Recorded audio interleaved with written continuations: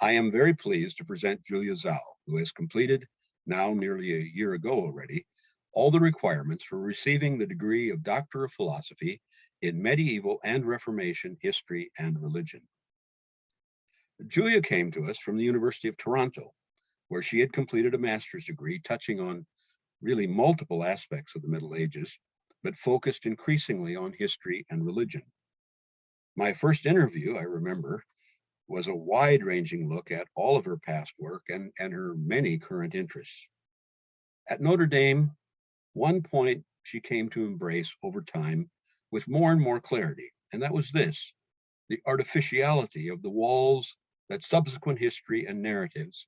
had built up, dividing the late medieval and the early Reformation periods. So while starting with figures like Bernard of Clairvaux and 13th century recluses and their rules, she came to write a thesis on figures who, depending upon the lens a particular person might view them through, were, so to speak, very medieval, or indeed radically Reformation, that is, quite particularly the Anabaptists. Most of us choose topics for study or writing that have some resonance or connection for ourselves. And this topic enabled her to explore varied forms of both personal and community religious formation within environments that sometimes proved hostile and in any case were always changing. Here, in real ways, challenging current scholarship, she traced out the persistent presence of medieval themes and energies amidst these emergent new theologies and ecclesiologies. Early Reformation writers and leaders, after all, grew up within medieval religion, as we might say, were themselves thoroughly versed in it, and even as they set out to devise new systems for themselves, they consciously or unconsciously carried a good deal of this with them. More particularly then, Julia explores in her dissertation very real continuities from the structure and nature of medieval monastic vows and formation on to Christians baptized as babies, now insisting on adult baptism instead as alone authentic. Also then entering upon the new disciplines of an Anabaptist community, and all this in the face indeed of the potential of capital punishment. She does this ingeniously by way of three distinct sets of texts: the writings of Balthasar Hubmaier, originally a trained scholastic theologian, in fact, Pilgrim Marpeck, he essentially a lay person, become an Anabaptist teacher and leader, and then a set of hymns which were intended to prepare adherents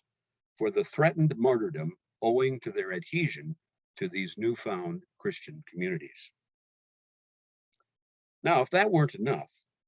through it all, she then also draws out the ever-shifting meanings of a German term, Gelassenheit.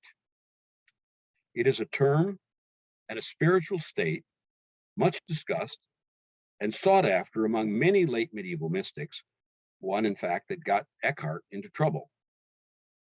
Julia finds a continuing but fresh appropriation of this notion and term by these new Anabaptist communities,